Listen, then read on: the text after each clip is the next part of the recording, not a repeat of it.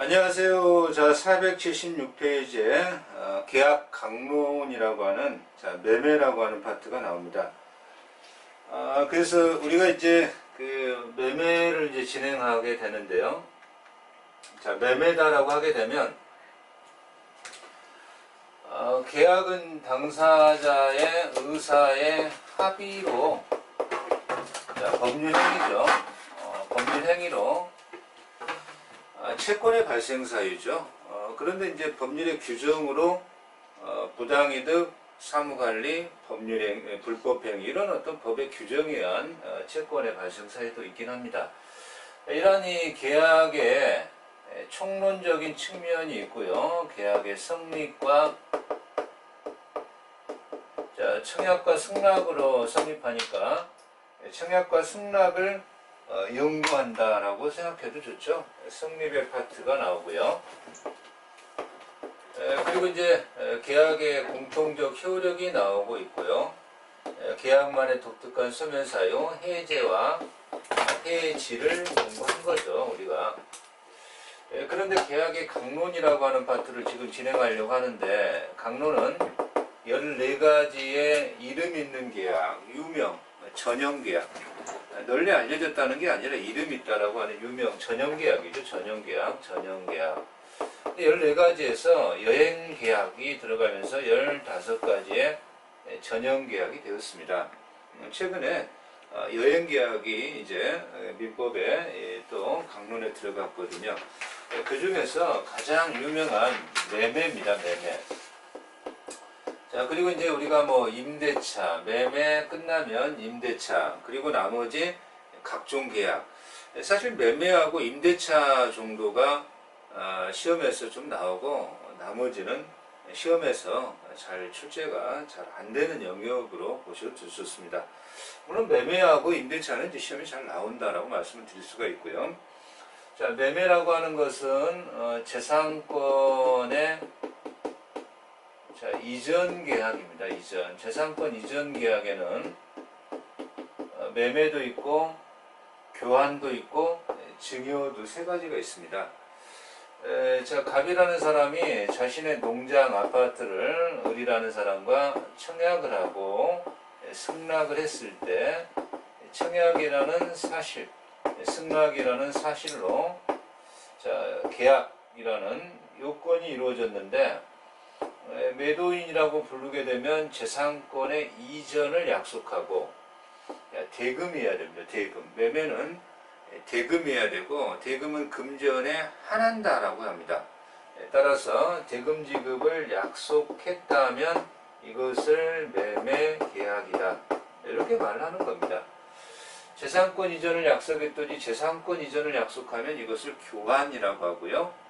재산권 이전을 약속했더니 아무것도 약속을 이전하지 않냐면 그것을 증여라고 말합니다. 증여.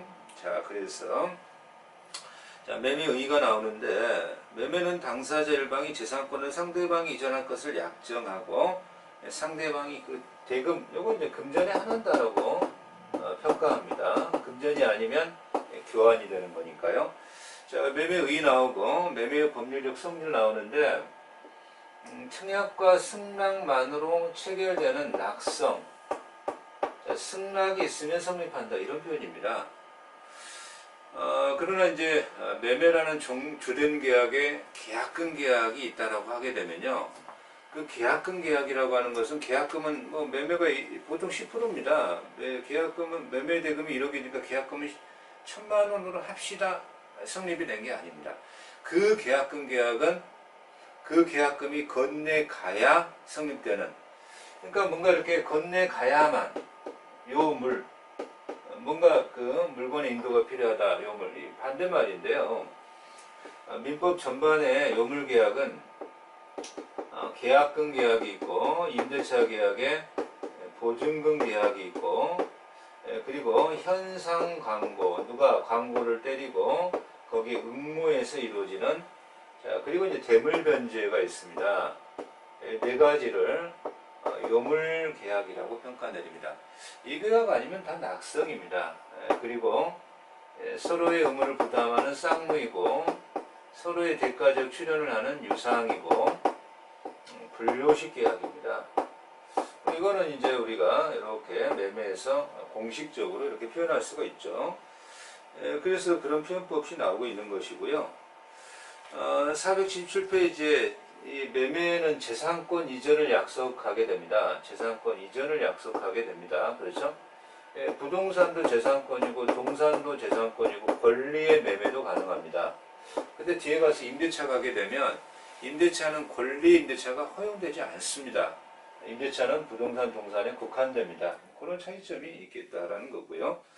자, 그래서 매매의 성립적 측면을 이제 진행하게 되는데 매매의 성립이다라고 하게 되면 성립, 사실 뭐 계약의 성립은 청약과 승낙의 의사의 합의로 성립되는 거 아닙니까? 그죠? 청약과 승낙은 계약의 총론에서 배웠던 거 아닙니까? 법률사실이다. 자, 청약은 특정 불특정인에게 가능하다. 승낙은 특정인에게, 청약자에게만 가능하다. 이런 건 우리가 공부를 했으니까. 그렇다면 여기서 뭐가 문제가 될 거냐라고 했을 때 계약금이 문제가 되는 겁니다. 계약금. 그래서 뭐 예약이나 계약금. 자, 그러한 어떤 내용, 성립적 파트에서 계약금하고 자, 예약, 매매의 예약, 계약, 이걸 이제 공부하게 될 겁니다. 뭐 그렇게 되면 이제 매매의 효력으로 들어가겠죠. 자, 성립 나오고 있습니다. 477. 그 매매라고 하는 것은 주요 부분에 합의가 있으면 매매가 성립되는 것이지 계약의 전 과정에 합의가 있어야 되는 건 아니다. 그래서 만약에 계약의 비용이나 채무의 이행시기, 변제 장소에 관한 합의가 있어야 매매가 성립된다라고 하면 틀리는 겁니다. 그건 중요사항은 아니다. 자, 그런 밑줄 쳐 있죠. 자, 확정 시기가 나오고 있습니다. 매매계약 체결 당시 주요 부분의 확정이 필요하지만 반드시 체결 시의 확정이 필요하지 않고 장차 이행기까지 확정할 수 있는 표준이 있으면 족한 겁니다. 따라서 매매계약 체결 당시 반드시 확정성을 필요로 한다라는 지문도 틀렸다라고 보셔야 됩니다. 그러면 이제 예약하고 계약금이 요 매매의 성립적 파트에서 자, 문제가 되는 거죠. 자, 예약. 그래서 우리 교재 478쪽에 자, 예약이 나옵니다. 예약이 나오는데 그 예약에 대해서 564조에 조문이 하나 나옵니다. 자, 이 조문을 한번 읽어보고 진행을 합니다. 1항 매매의 일방 예약은 상대방이 매매를 완결한 의사를 표시한 때에 매매의 효력이 생긴다. 일단 이렇게 조문이 나와 있고요. 2항 전항의 의사표시의 기간을 정하지 아니한 때 예약자는 상당한 기간을 정하여 매매 예약 완결의 확답을 상대방에게 독촉 che고할 수 있다. 자, 3항 예약자가 전항의 기간에 확답을 받지 못하면 예약은 효력을 잃는다. 자, 요거는 이제 우리가 공부하려고 하는 거고요. 매매의 예약 계약인데요. 매매 계약을 갑이라는 사람과 농장이다. 매매라는 계약을 체결하는 게 아니라 매매의 예약 계약을 체결하는 겁니다. 자, 예컨대 현실의 부동산의 경우엔 그럴 일은 별로 없겠지만 을은 장차 아파트가 가격이 상승하리라고 예상을 하고 갑은 잘은 모르겠지만 좀 정책이거나 떨어지지 않을까라고 예상을 하는 겁니다. 그러면은 일정 시점에 내가 당신에게 예약을 예약이라는 의무를 구속시키는 거죠. 의무를 구속시켜서 예약 계약을 체결하는 거죠. 그래서 내가 청약을 하면 당신이 승낙을 할 의무를 부담하고 그러면 이제 편무입니다. 이자만 그런 권리를 갖고 있으면 편무라고 하고 이자가 해도 의무라고 하면 쌍무 예약이라고 이렇게 말을 합니다. 그러면 예약계약은 이렇게 체결할 것인지 근데 예약계약을 체결했는데 내가 저 사람에게 자 이제는 매매계약을 체결을 하셔야 됩니다라고 청약을 했을 때 상대방이 의무를 부담하는데 그 의무를 이행하지 않으면 소송을 진행한다든가 그랬을 때 이 예약이 별 실효성이 없다라고 평가를 합니다. 그래서 그렇게 하지 말고, 자, 을이 일방적으로 형성적 의사표시로 매매계약이 성사가 돼버리게 하자. 그러면 이자의 갑의 이 승낙의 의사표시가 없어도 매매계약은 성립된 거 아니냐. 이 권리를 을만 가졌다면 일방예약, 그 권리를 모두 가졌다면 쌍방예약. 그러니까 이것은 의무를 부담시키는 거고, 의무. 이거는 일방적 형성권으로 내용을 규정해 버리는 겁니다. 그런데 지금 우리 564조 1항을 조문을 읽고 출발했잖아요. 자, 다시 읽어봅니다. 매매의 일방예약은 이렇게 그 민법 조항 자체가 이 예약 종류 중에 요 일방예약을 규정하고 있더라 말이에요. 그러면 예약계약을 체결했다는 것은 민법은 일방예약으로 추정하는구나 라는 규정을 하나 만들어낼 수가 있습니다. 그래서 예약은 일방예약이 원칙적인 것이구나 이렇게 이제 얘기할 수가 있고요. 그러면 상대방이 매매일의 완결 이제는 이제 파십시오라고 하면 계약은 성사가 돼버린 거예요. 계약이 성사가 돼버린 겁니다. 그러면 계약이 성사됐으니까 계약 이 사람의 의사표시가 전혀 필요가 없어요. 매매는 성사가 된 거죠.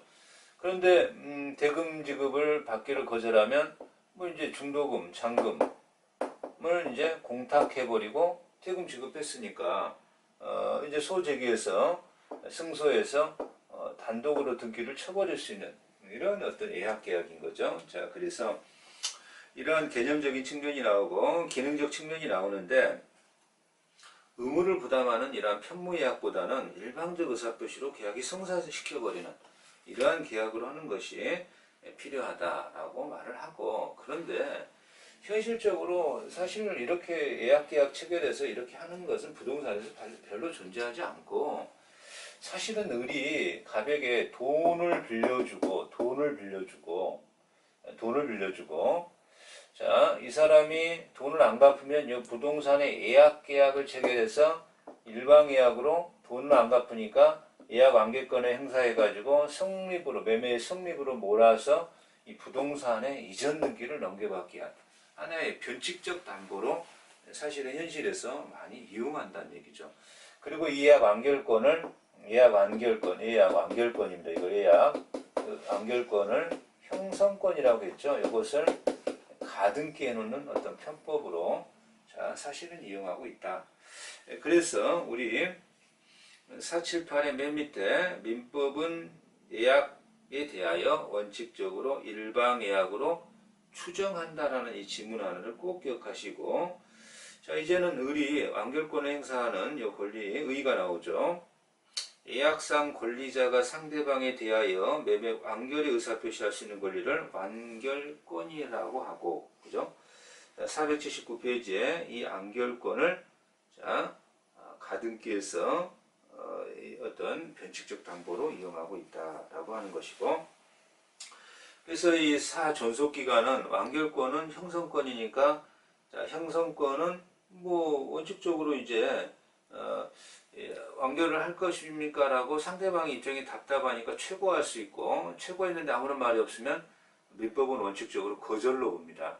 따라서 조문에서도 예약은 효력을 잇는다 이렇게 거절로 보는 거니까, 자, 그렇게 논리적으로 가고, 사실 요 완결권에 대해서 요 완결권은 보통 원칙적으로 규정이 약정한 바가 없다면, 당사자 합의한 바가 없다면 10년의 유통기간, 제척에 걸린다, 제척기간에 걸린다 이렇게 이제 평가를 하고 있는 것이고요. 자, 그래서 계약금 계약이라고 하는 평가 이제 성립에서 이렇게 나오고 있습니다. 자, 우리가 이제 계약금 계약이다라고 하게 되면 계약금 계약, 이 지금 갑이 아파트에 대하여 이렇게 계약을 체결을 이제 지금 하고 있고요. 그러면 매수인이죠.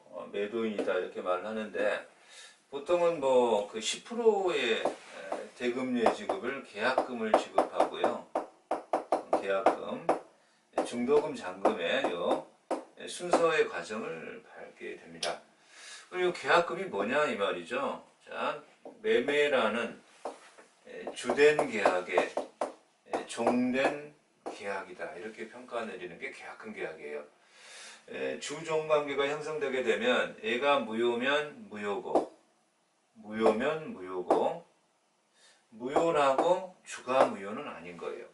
계약금 계약이 무효다. 매매 계약이 무효다. 틀린 말이죠. 자, 매매는 낙성인데요.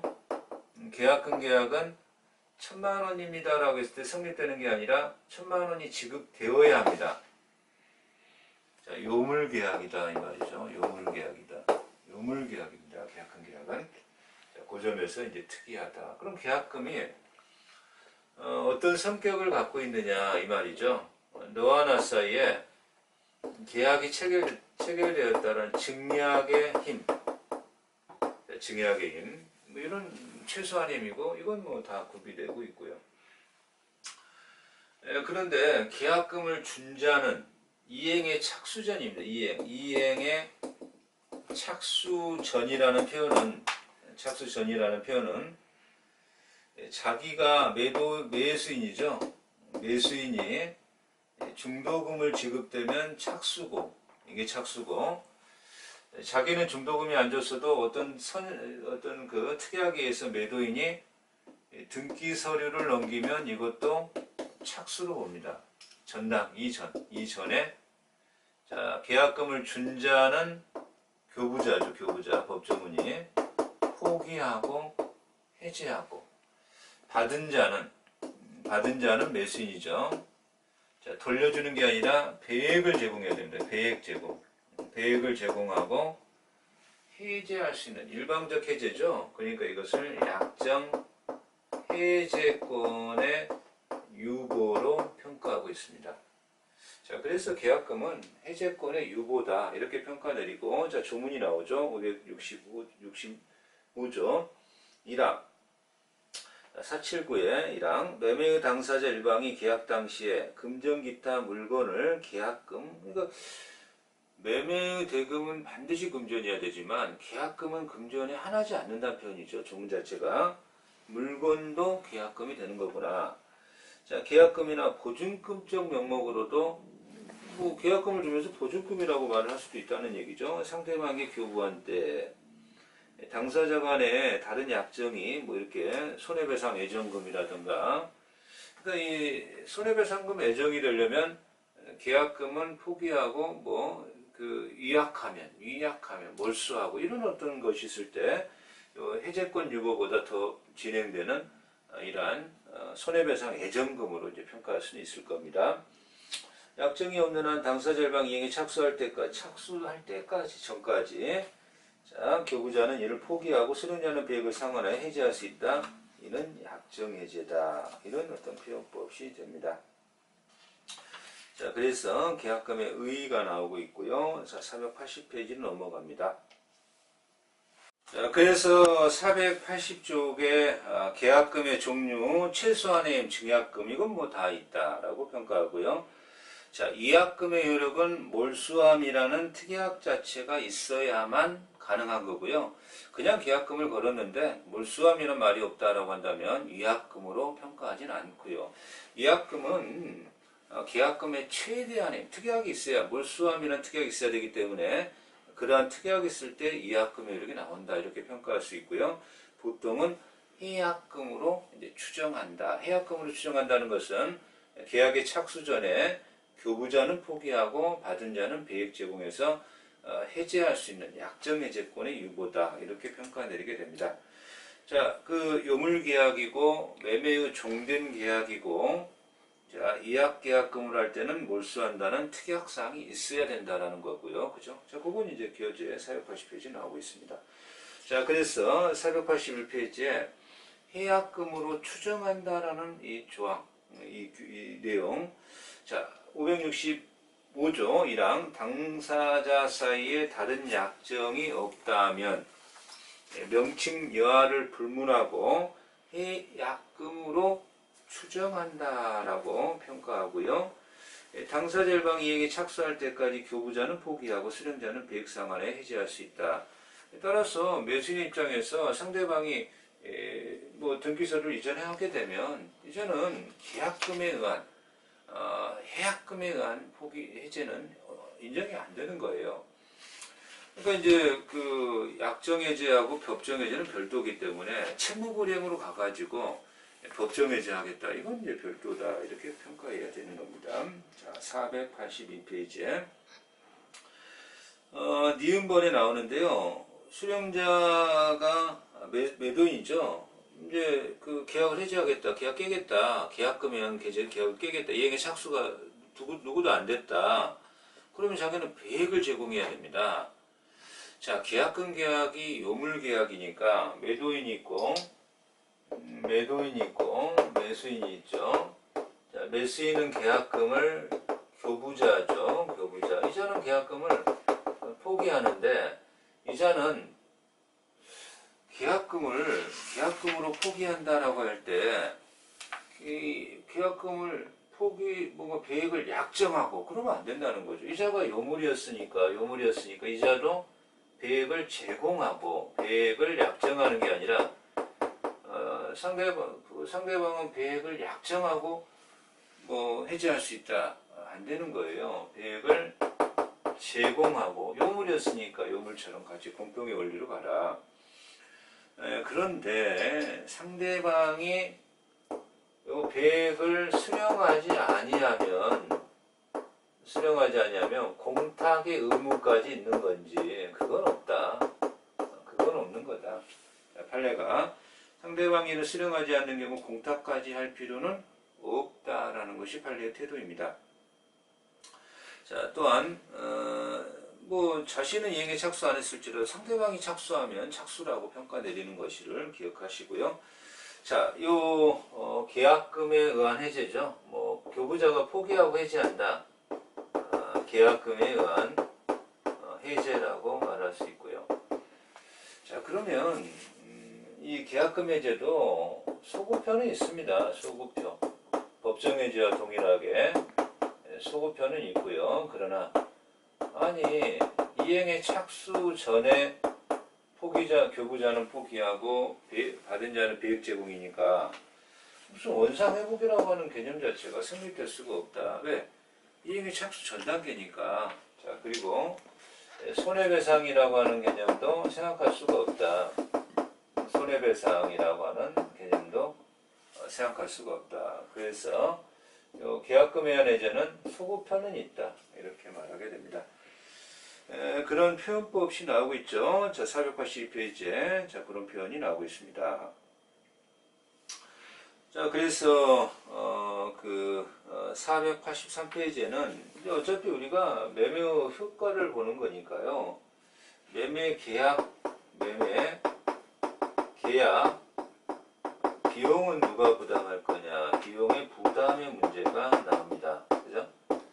자, 그래서 매매 계약에 관한 비용은 당사자 사이에 특이하기 없다면 당사자 쌍방이 균분하여 매매 비용은 균분이구나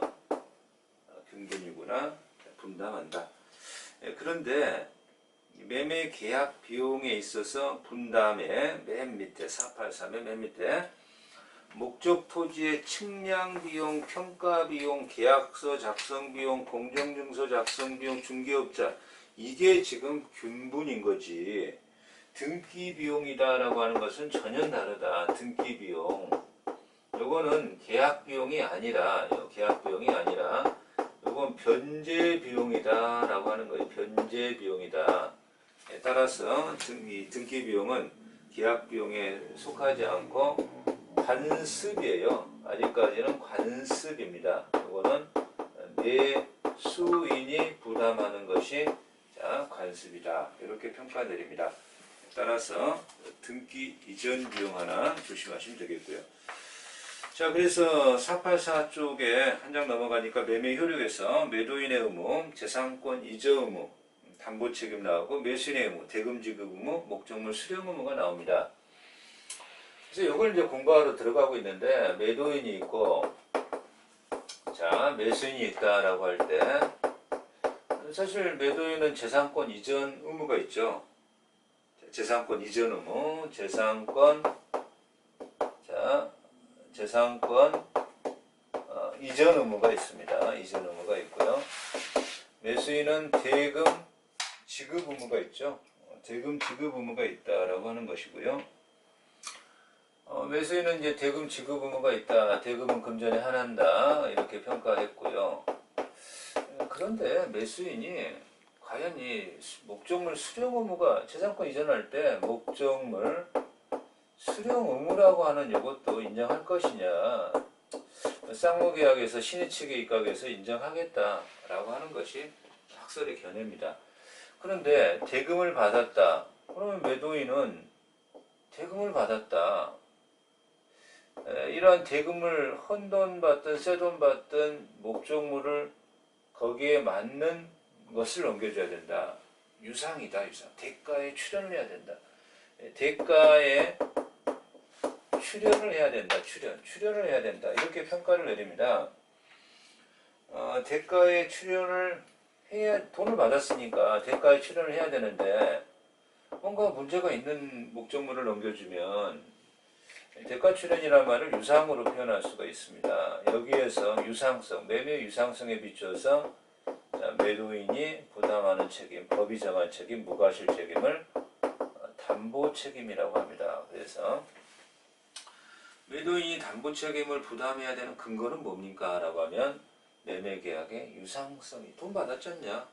돈 받았으니까 돈에 합당한 물건을 넘겨줘야지 라고 하는 겁니다. 그래서 484에 담보 책임이 485에 나오고 있고, 이 매매계약의 유상성에 비춰서 법이 정한 책임이다. 법정 책임이다.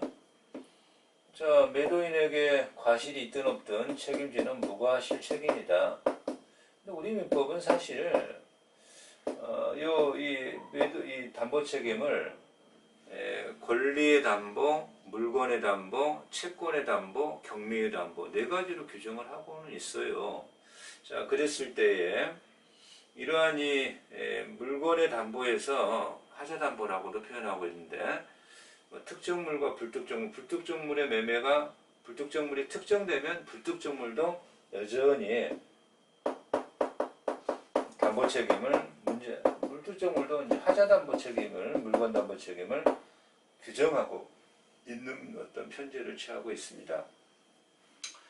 그래서 뭐 또한 이 권리담보에서 토지를 팔았는데 100평을 팔았더니 뭐 90평밖에 안 된다. 10평이 없다. 그러면 이거는 이제 뭐라고 하냐면 법률적으로 원시적 일부 불능이라고 합니다. 이러한 경우에도 원시적 일부 불능의 문제로 보지 않고 담보 책임의 문제로 규율하고 있다. 뭐 이런 것들이 이제 좀 특색적 측면이라고 평가 내릴 수가 있습니다. 일단 이 담보 책임은 조금 내용적으로 485가 나오고 있고 487에 이제 그 그림들이 나오고 있습니다. 이 그림을 좀 이해하자는 건데요. 담보 책임의 내용을 조금 뭐 수강생들이 조금 어려워하는 내용이고 현실에서도 또 시험은 또 그렇게 잘 많이 나오는 영역은 좀 아니니까요. 가볍게 좀 들어보시면 될 것 같은데요. 두 가지로 권리의 담보,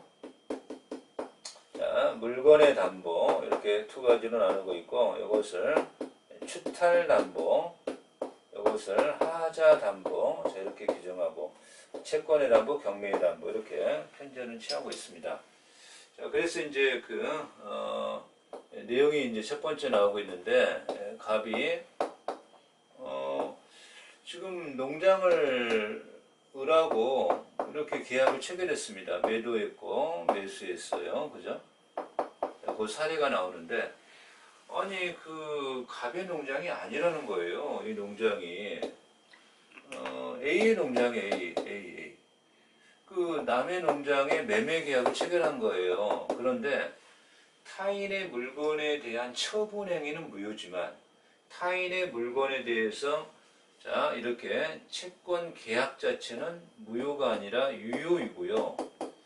요 소유권 이전 등기를 을에게 취득만 시켜주면 되는 겁니다. 그런데 그것을 매도인이 취득을 못 시켜준 거예요. 그러면 이제 담보 책임은 부담해야 된다. 그래서 요 매수인 쪽에서 이 계약 자체가 유효니까 타인의 물건에 대한 계약 자체가 유효니까 자 선악의를 불문하고 선악의를 불문하고 계약은 해지하겠다. 계약은 해지하겠다. 계약 해지하고 그죠? 해제권은 선악의 불문하고 인정된다. 매수인의 선악의 불문하고 그러나 매수인이 손해배상하세요. 자 이런 내용이 좀 나오고 있습니다. 488에 뭐 사례가 나오고 있고 그 1번 동그라미 B번에 매수인이 선의인 경우에 자 해제와 손해배상 청구가 가능하다. 매수인이 악이라면 손해배상은 안 된다. 그죠? 그래서 선악이 불문하고 해제는 가능하지만 매수인이 이 목적물이 A 것이라는 것을 몰랐다. 선의인 때 하나여 해제 손해배상 청구는 가능하다. 손해배상 청구는 악의자에게는 안 된다. 자, 그래서 이제 이게 좀 특이하죠. 따라서 전타, 자 전부타인의 권리죠. 전타의 선악불문하고 해제는 가능하다. 자, 이렇게 사전 하나 외우시고 그런데 두 번째 갑이 뭐 똑같이 얘기합시다. 지금 땅을 100평을 팔았는데 어떻게 매매계약은 잘 체결했더니 매도인이고 매수인인데 땅을 측량해 보니까 90평밖에 안 된단 말이에요. 그럼 10평이 부족하지 않냐. 그래서 아니면 요 얘기를 조금 다시 하겠습니다. 갑이라는 사람이 지금 100평을 팔았는데 사실 90평은 자기 땅이고 10평은 자기 땅이 아니라는 거죠. 10평은 자기 땅이 아니다. 일부 타인의 권리다. 타인의 권리를 매매했는데 이 10평을 취득만 시켜주면 되는데 취득을 못 시켜준 거죠. 그러면 여기서도 담보 책임을 부담해야 된다. 요게 자 우리 교재가 니은번입니다. 488의 니은 권리의 일부가 타인에게 속한 경우 갑이 을소유 토지 여기서는 200평을 1억에 팔았네요. 그런데 20평이 병의 소유다. 그러면 취득만 시켜주면 되는데 못 시켜줬을 때 자 선이라면 해제, 손해배상, 대금감액. 해제 물론 이 해제는 선이라면 계약의 해제 근데 일부 타인에 걸리니까 그 일부는 목적을 달성할 수 없을 때 해지할 수 있고요. 손해배상 청구는 가능하지만 대금감액 청구도 가능하지만 대금감액 청구 감해달라는 건데요. 그런데 악이라면 매수인이 자, 이 경우에 있어서 악의자에게는 대금감액 청구 요거는 좀 가능합니다. 악의자에게. 그래서 선의자와 악의자를 좀 나누어서 악이라면 대금감액 청구만 가능하다. 악이라면 요거 해제나 손해배상은 안 되고 대금감액 청구만 가능하다.